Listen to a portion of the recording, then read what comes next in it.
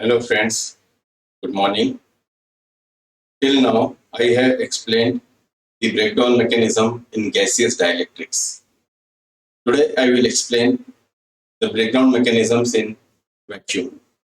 Now, let us see first what is this vacuum. Now, let us recall the Townsend's experiment. There is chamber. In that chamber, we are having gas at low pressure. Now, suppose we connect this chamber with compressor and we go on pumping the air in that chamber, then what will happen? The intensity of gas molecule will increase. That is, pressure will increase. Now let us say we reverse the process. In place of connecting compressor, we connect the vacuum pump and start sucking the air from that chamber. So what will happen? The density of the air molecule or gas molecule will go on reducing. So a stage may come when the gas molecule or air is very less and gas molecule and air or air molecules are very small in number. So that what we are doing there we are creating the vacuum. So vacuum means it is low pressure. From electrical application point of view, when pressure is in between 10 to the power minus 3 to 10 to the power minus 6 torr, we can say it is vacuum. So from electrical point of view, electrical engineering application point of view, when pressure is from 10 to the power minus 3 to 10 to the power minus 6 torr, we say that it is vacuum. Now let's recall the Townsend's breakdown mechanism in gaseous dielectric. We are having a chamber. In that chamber, we are having two electrodes, cathode and anode, and we are providing ultraviolet radiation. Now, due to this ultraviolet radiation, an electron is emitted from the cathode and it is moving towards the anode. In the process, it is colliding with the air or gas molecule. And if its kinetic energy is more than the ionization potential of the gas molecule, then there is breakdown and we are getting an additional electron. So, process is cumulative and we are getting more and more number of electrons by collision. Now, in case of vacuum, there is no air or no gas. So, there is no question of generating the primary electrons. If primary electrons are not generated, then positive ions are also not generated. If positive ions are not generated, then there is no question of generating the secondary electrons. So, ideally, there should not be any breakdown in case of vacuum. But practically, it is observed that even when we are creating the vacuum, the breakdown occurs. Now let us see what are the mechanisms which are taking place during breakdown in vacuum. First mechanism is called as particle exchange mechanism. Particle exchange mechanism. So here I have shown two electrodes. Obviously, they will be in a chamber where pressure is very low. Say we are creating the vacuum, pressure is in this range. Now we are assuming that ideal vacuum, so there is no gas or no air molecule in between cathode and anode.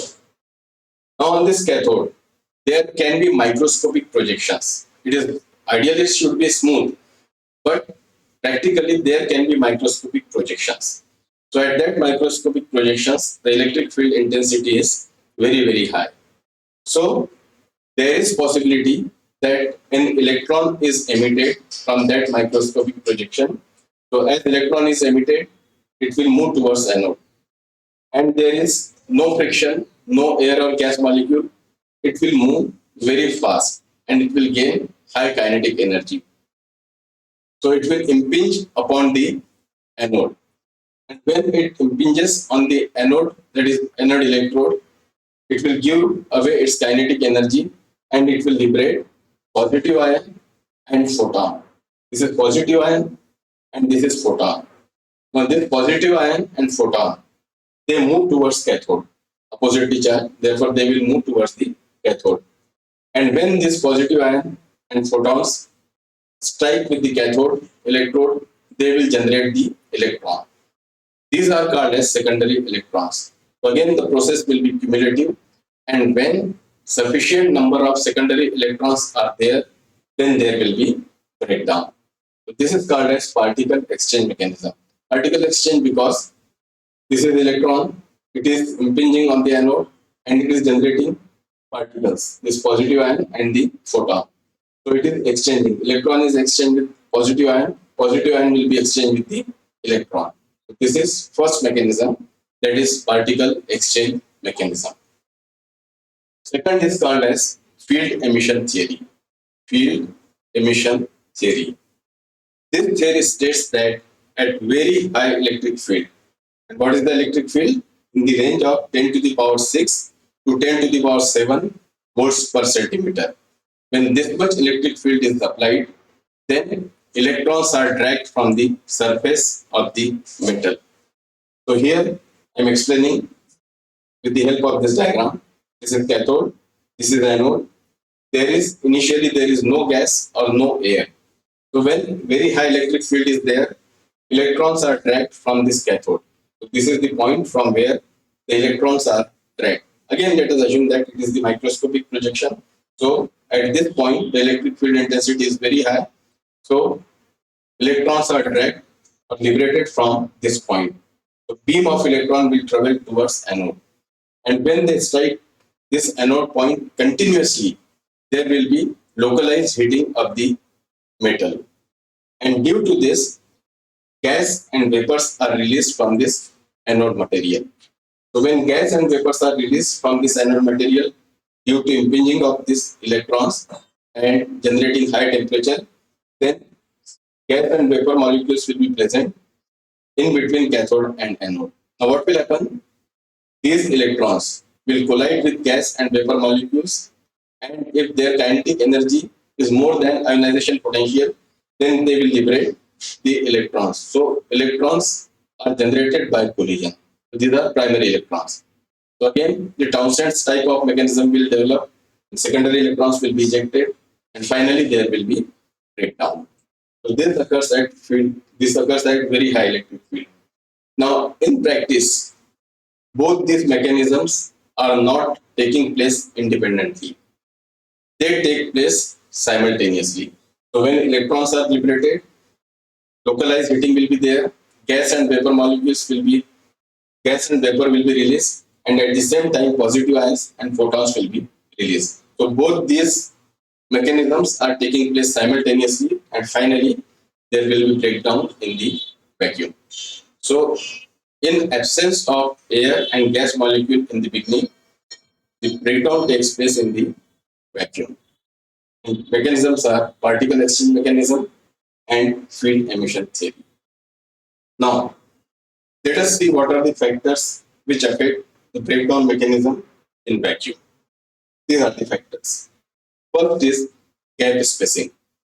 If with the same voltage, gap spacing is large, then electric field will be less. The probability of breakdown will reduce. Second is geometry and material of the electrode. Geometry means structure or shape of the electrode. If geometry is such that there is uniform electric field, then probability of breakdown will reduce. Material of electrode. Now if you are using material which can generate easily the gas and vapor after increase in localized temperature, then probability of breakdown will increase. Next is surface uniformity. Ideally, we have to keep this surface uniform, but microscopic projections are there. And if these microscopic projections are somewhat large and number of microscopic projections are more, then probability of breakdown will increase. Next is surface treatment. If we are treating the surface and we are providing a thin layer of insulating material, then it will reduce the probability of breakdown considerably. And last is presence of external particles. This is very, very important. If external particles are already there, then this will release the gas and vapor, and probability of breakdown will considerably increase. So in this lecture, I had explained what is vacuum, what should be the pressure during vacuum, what are the breakdown mechanisms in vacuum, and what are the factors affecting the breakdown mechanism in vacuum. Thank you.